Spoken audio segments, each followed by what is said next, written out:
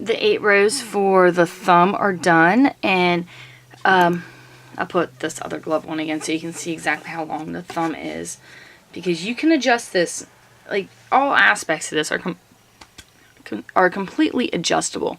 I wanted the thumb down below the joint so it wasn't like bending and catching, and for me, for length of my thumb, 8 rows was perfect. You can make it longer, you can make it shorter. You just want to try to, your last row, do a purl stitch row, because that will, see how that is? If I'd done it the other way, it would have ended up like this, and I didn't want that. And now, we just go right back into our pattern, and we're going to do 16 rows, just normal, following the design every 4 rows, which row 12 was our last. I'm going to get up to row. So row 12 was our last last row on here, and it was a cable row.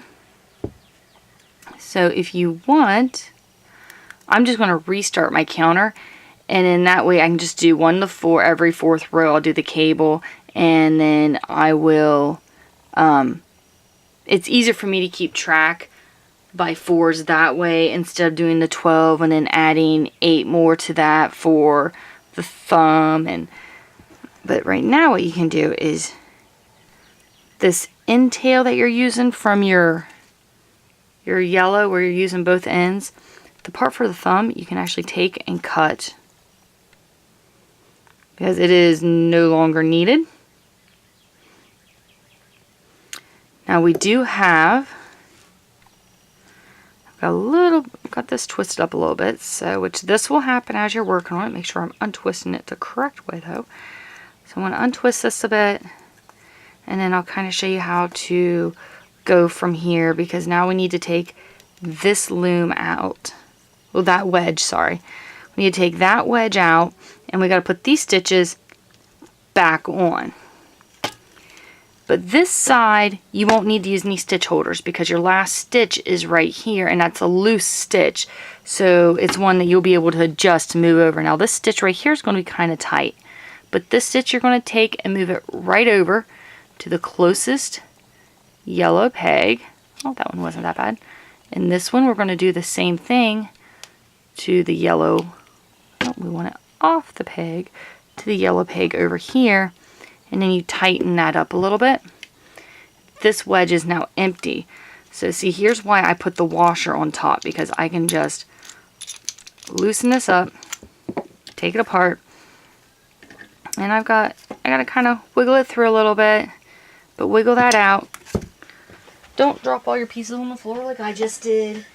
I don't want to lose these because I love the new wedges. The washer and everything in them are just so perfect, and it's so adjustable, and they stay exactly where you want them. So I just go ahead automatically when I'm done and put it on the floor because I'm clumsy. Put it back on the loom just at the other end, because we're not going to be using this. It's going to be out of the way, and it shouldn't bother you at all. So this is what we got. Take this string, just pull down through the middle, because you're not going to need any other. I have it kind of coming over here right now, but pull both of those down. These we will use to sew up because there's going to be a little hole right here. And that's all the sewing you got to do other than just weaving in ends. And what we're going to do is, we are on this back side. We're going to start working back around this way. So we will take the stitch off. Now let me just see which one comes off easier. And that's just the direction. Here we go.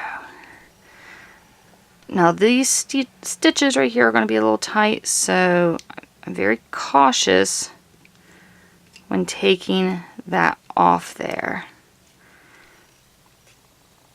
So I've got that stitch off. I want to move it over and place it on this white peg. You're going to see that the peg's going to want to bend on me. That's perfectly fine. Hence the nice aspect of having the glass in the mold. There we go. I had to twist it to get it to go on there. To get it to easily go on there. And this will leave on that stitch until we get to this side, because once we knit this one off, it'll loosen it up to where we can put that over there pretty easily. But right here we are on the back side of the loom with the zigzag still.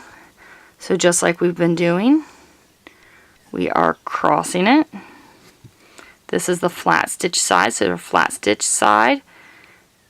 We pull the yarn in front of the pegs and take the bottom over the top. And take the bottom over the top on that one. And then we just work towards the middle on the opposite side, which is in between those two. Which I will go ahead and get this going part of the way around so you can just kind of see what it looks like. And we're coming up to this peg. You're going to notice those are pretty tight on there, so it may be easier to take just one stitch off at a time. We go to the yellow. We're just straight connecting them because we're going to be working in the round for the rest of the project. There's no other little sections that we have to take out. We will have a decrease point, but the decrease point, you will be pretty surprised at how easy the decrease actually is. You just got to keep paying attention to your marked pegs. This one right here, oops, I didn't get that. There we go. This one right here has 2 on it. Which, see, I'm going to try. See, I was able to take both those over at the same time. Now we are to this side. And you can already tell it's a lot looser. See how easy it was to get that one on there? I still want to take one over at a time, though, I think. Oh, they've twisted. Alright, do this very slow so I don't pop off that other stitch. There we go. I was able to take both over at the same time. I'm at my 2 before the marked, so I go back to my purl, E-wrap, purl, E-wrap, and then I come back around with the other side. And so from here for the next, what did I say, next 16 rows, you're going to be working in the round. Just use the blue on this side, use your gold on this side, do your cables every 4th row, and that will get you down to here on the glove. So go ahead and do that, and then I'll show you what to do from there.